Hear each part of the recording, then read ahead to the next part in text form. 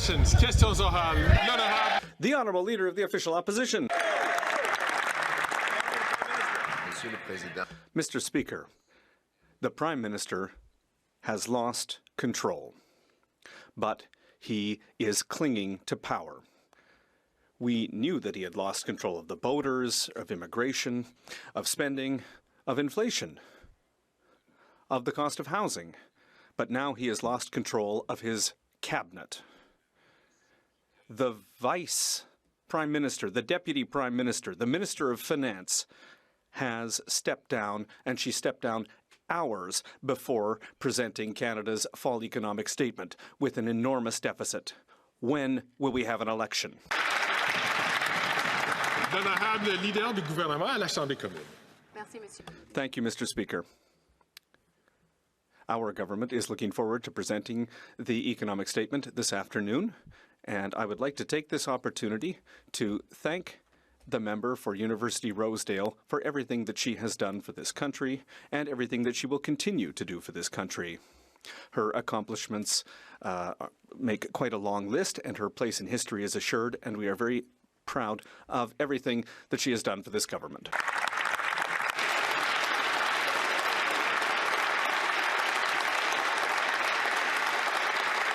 L'honorable chef de l'opposition. Yet he clings to power. He's lost control of immigration, lost control of the borders, lost control of spending, deficits, inflation, housing costs. In fact, his former, apparently, finance minister was trying to get spending under control by capping the deficit at an already crazy $40 billion. But he took Carbon Tax Carney's advice and pushed her beyond that guardrail and was trying to throw her off the cliff. She's now resigned minutes before presenting her fall economic update. This cannot go on. When will we have a carbon tax elected? Honourable Leader of the Government in the House of Commons. Thank you, Mr. Speaker. Mr. Speaker, our government looks forward to presenting the fall economic statement later this afternoon. But I would also like to take this opportunity to extend my gratitude for all that the member from University Rosedale has accomplished for this country and will continue to do for this country. She has played an integral role in this government.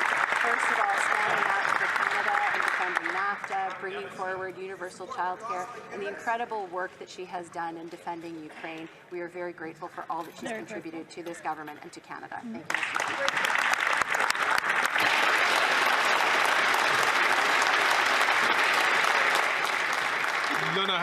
The Honourable Leader of the Opposition. For the finance minister. Who are you?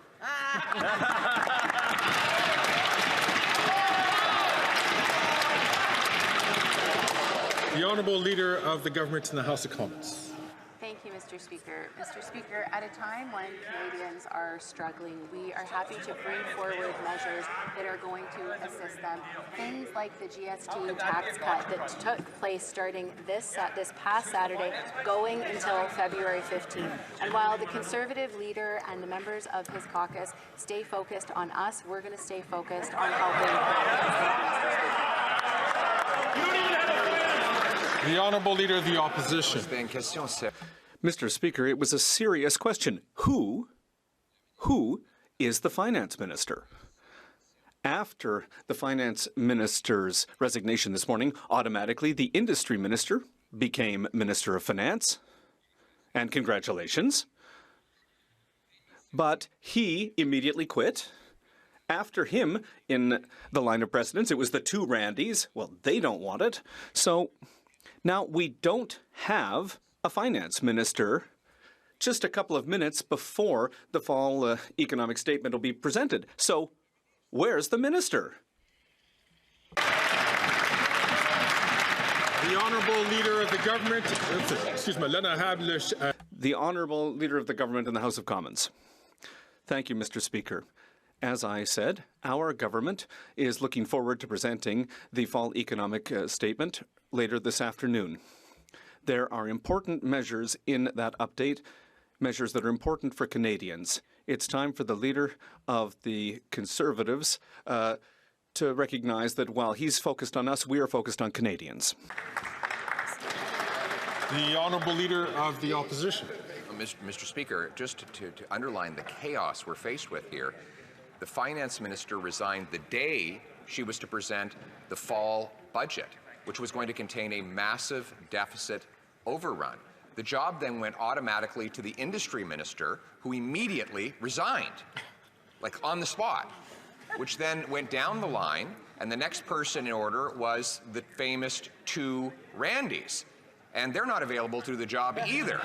We're now less than 2 hours away from the fall economic update. Why won't the Prime Minister have the courage to come in here, present it himself, and put it for a confidence vote tonight?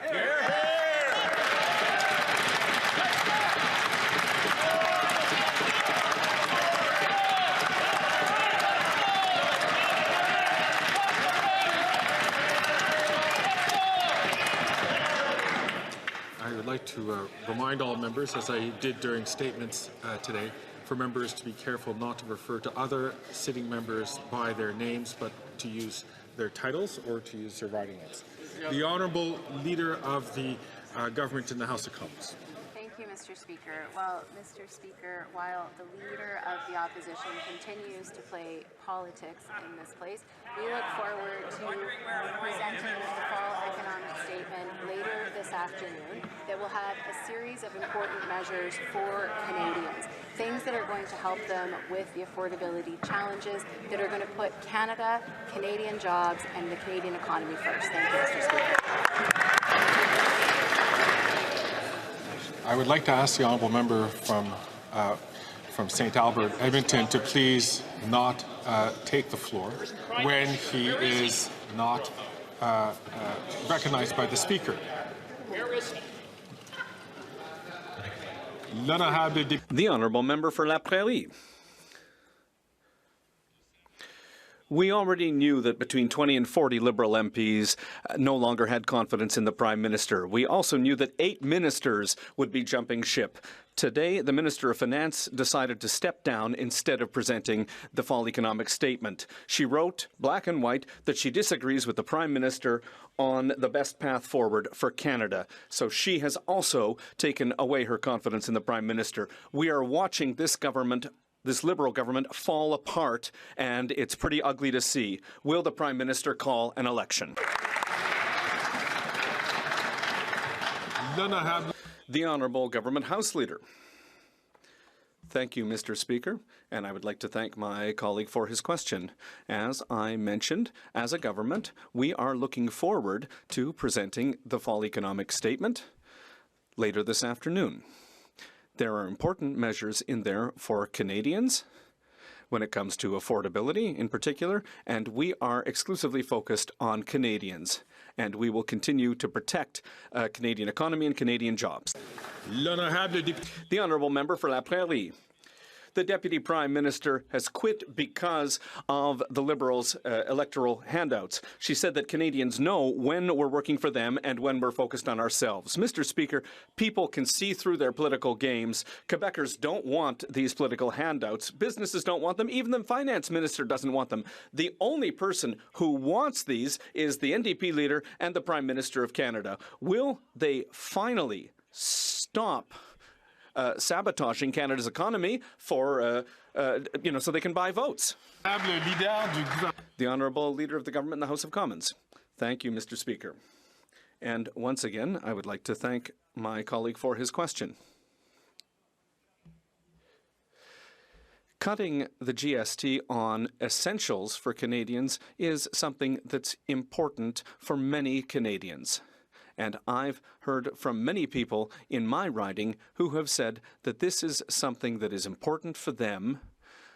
Restaurants, small and medium-sized businesses say that this is something that's important for them, and we are proud of having put that motion forward. The Honourable Member from Burnaby South. People can't afford their groceries. People can't find a home to call their own. And the Conservatives are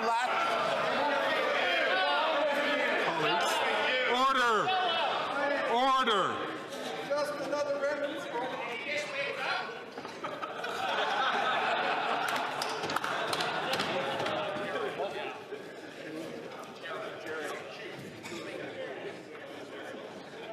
The honourable member from Burnaby South from the top, please. Canadians literally cannot afford the groceries they need. They can't afford to find a home to call their own. And now Trump, buddies of the Conservatives, MAGA Conservatives love this guy, Trump is threatening hundreds of thousands of jobs in Canada. And the Prime Minister is more focused on himself, on infighting. The Prime Minister cannot remain in that position. Will he resign?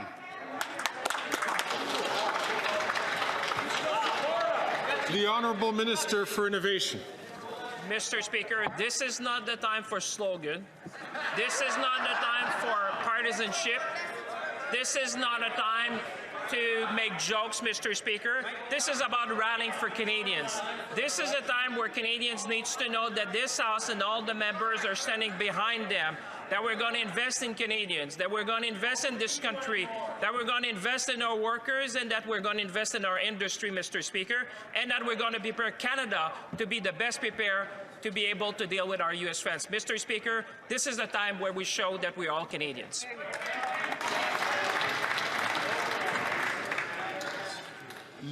The honourable member for Burnaby South. So I'll ask again in French.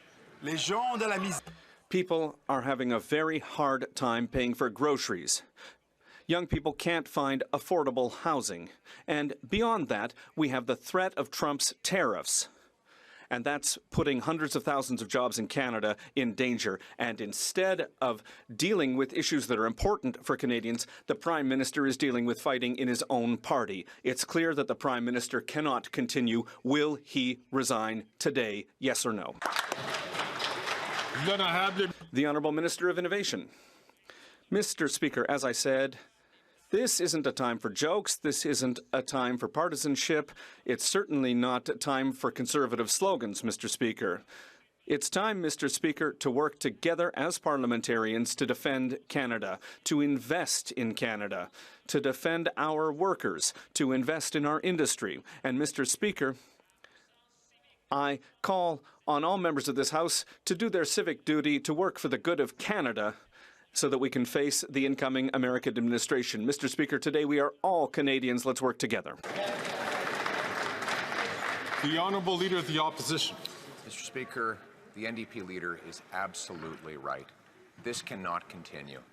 This Prime Minister cannot go on like this. Housing costs have doubled. Food bank use has doubled. The debt has doubled.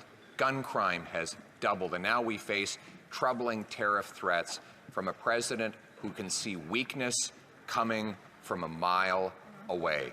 The Prime Minister must leave this job, but there's only one person who can remove him, and that's the leader of the NDP. Will he put the country ahead of his pension and vote for a carbon tax election now?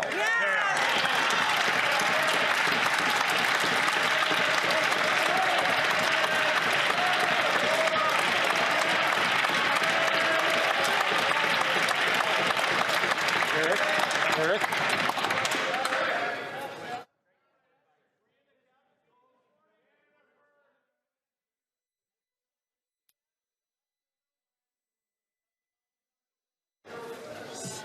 So, although the preamble to that question dealt with the administration of government, the question itself did not, and the chair has made it clear that we're not doing that. The honourable member from Thornhill. Prime Minister has lost control. The Prime Minister's own deputy quit just hours before her economic statement, all of a sudden saying, Canadians know when we're focused on ourselves, and describing a newfound disdain for costly political gimmicks. Those are her quotes. Right. This after her own political rival, Mark Carney, wrote the fall economic statement full of things that she didn't want to present. The old boys club isn't in charge. Canadians are. Right. And it's time for credible leadership in the seriousness of this moment, not the fake feminism of this phony Prime Minister. It's time for Canadians to decide. So will anyone or everyone over there finally agree? Yeah. The Honourable Leader of the Government in the House of Commons. Thank you, Mr. Speaker. As I mentioned earlier, we are looking forward today to presenting the fall economic statement that is going to have a series of important measures for Canadians. At a time like this, it is important that all of us band together, united as Canadians, to make sure that we're doing everything we can to protect the Canadian economy, protect Canadian jobs, and to stand up for Canada. Thank you, Mr. Speaker.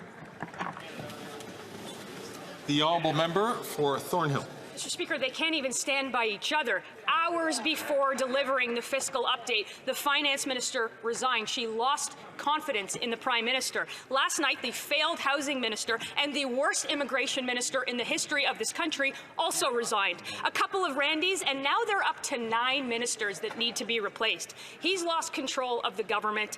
The party of backroom boys is over. The backbench should look up from their laptops, and the NDP leader shouldn't be the only one in this House with confidence in the prime minister. Present the statement and call a vote today. Hear, hear.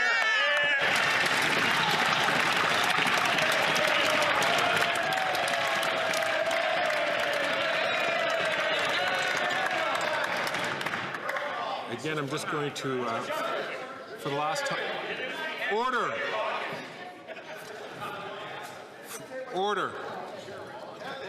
I'm going to ask members once again to remind themselves not to refer to members by their first names. The Honourable Minister for Housing, Infrastructure and Communities. Now, Mr. Speaker, I'm not sure who she's talking about, but I'm still here for now. I can guarantee you, Mr. Speaker, that there are two kinds of people who run for office in politics. There are people who want to do something, and there are people who want to be somebody. And I can tell you, on our side of the House, we want to do things. We want to build the houses to make sure families can afford to keep a roof over their heads. We want to make sure families can afford to keep their food on the table to feed their kids. We want to make sure people can find a job to go to that gives them a sense of pride and allows them to contribute to their communities. On the Conservative side, their guy has been writing essays about why he should be Prime Minister since he was a teenager.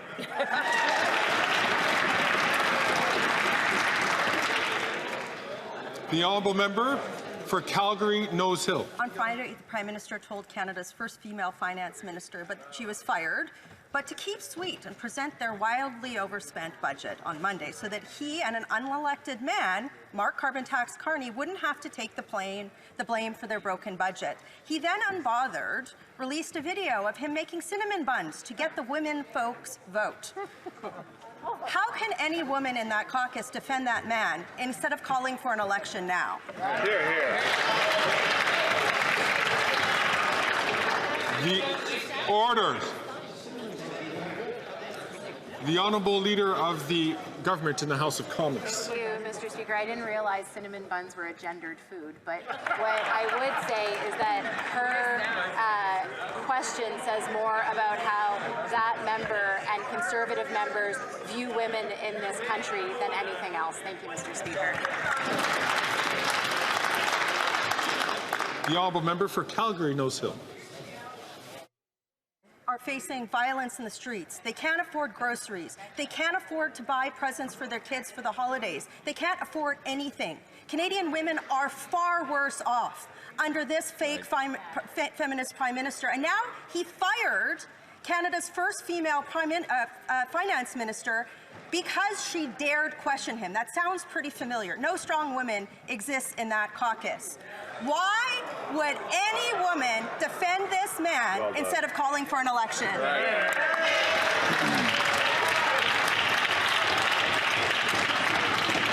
The Honourable Leader of the Government in the House of Commons. You know, Mr. Speaker, I have a lot of respect for that member opposite, but I think she's speaking from her own experience with the Leader of the official opposition when she said that she wasn't going to support him and then spent a year in the hinterlands, Mr. Speaker.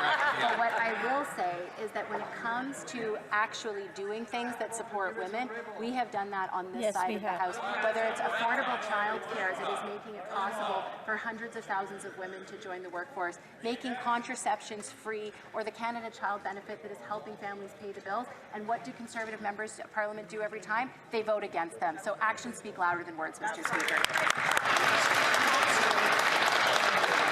The Honourable Member for Wellington Halton Hills. Mr. Speaker, this Prime Minister has lost control.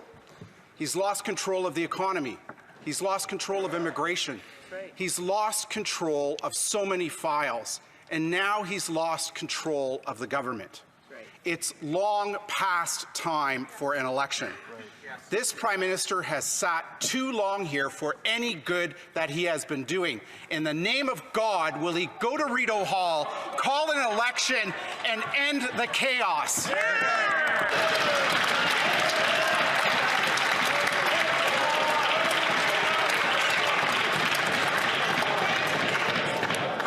Order. The Honourable Leader of the Government in the House of Commons. Thank you, Mr. Speaker. Mr. Speaker, as you well know, and as every member in this place knows, just because a Conservative Member of Parliament wishes something does not mean that it actually happens. But what happened over the past couple of weeks, Mr. Speaker, is the government secured the confidence of this House. And the government does enjoy the confidence of this House, Mr. Speaker, and that is why we will be presenting the fall economic statement later today, which we look forward to sharing with Canadians. Thank you, Mr. Speaker.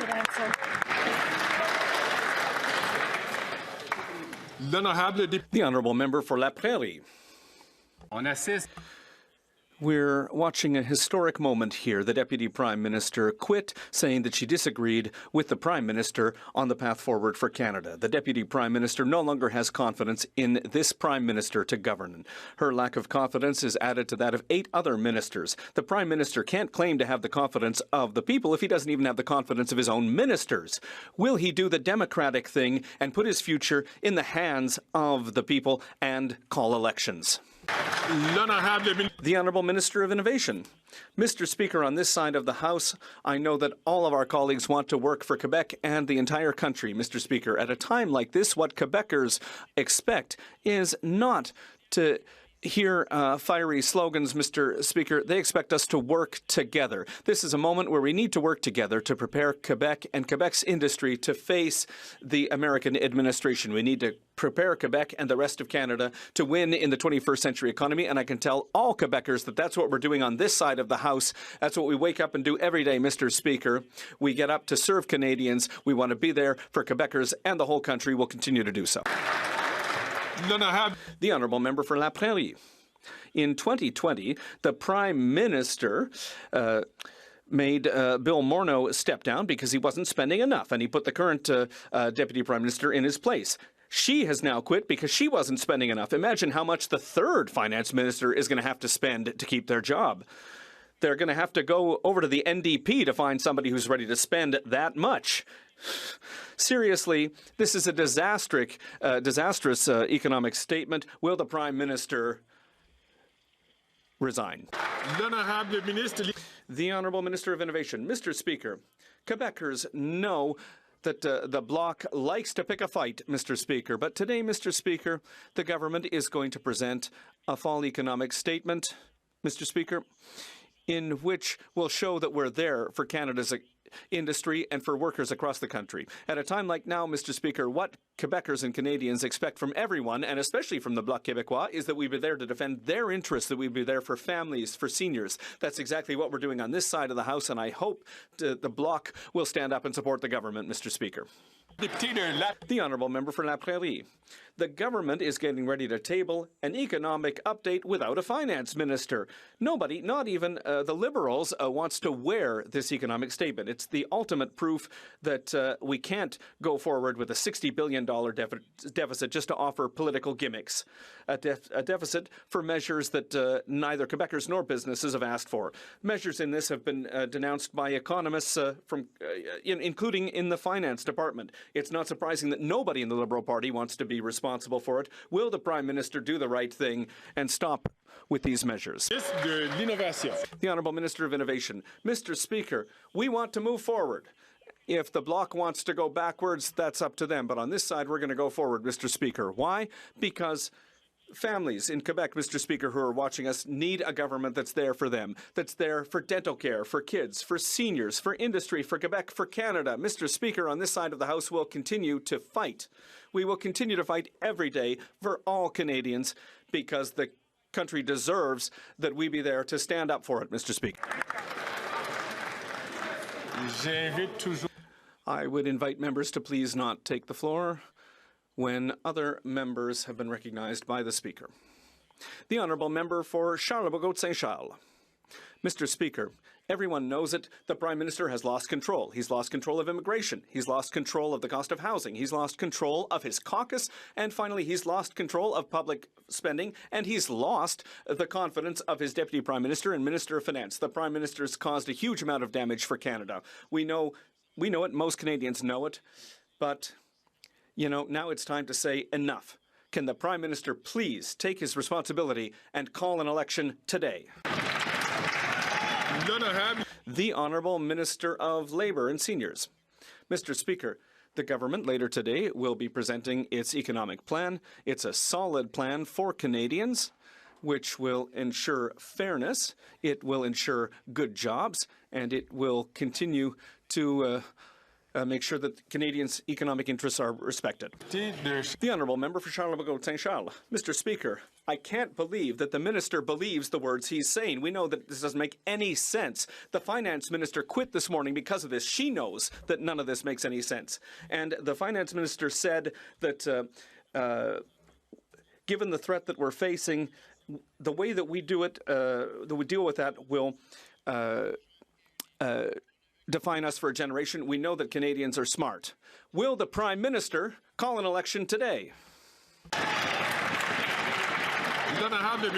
The Honourable Minister of Labour and Seniors. It's time, Mr. Speaker, to put that partisanship aside and to rally as Canadians together, because Canada will have to face a protectionist threat from the other side of the border. And we are preparing for that, Mr. Speaker. We will have a solid plan, and I hope that we will be able to count on that member and his party when Canada will face that threat. The Honourable Member for Louis Saint Laurent. Mr. Speaker, what's happening is serious and it's unprecedented. The Deputy Prime Minister, the Minister of Finance, quit just a few hours before the fall economic statement. It's just a bomb that's gone off, because even in the United States and around the world, people are talking about this, and in a bad way for Canada. That's the reality that we're looking at today, Mr. Speaker. The former Finance Minister said no more than $40 billion of deficit. The Prime Minister pushed her aside to listen to Mark Carney. Will the Minister of Industry please tell us what Mark Carney's deficit will be when it's presented in 2 hours? The Honourable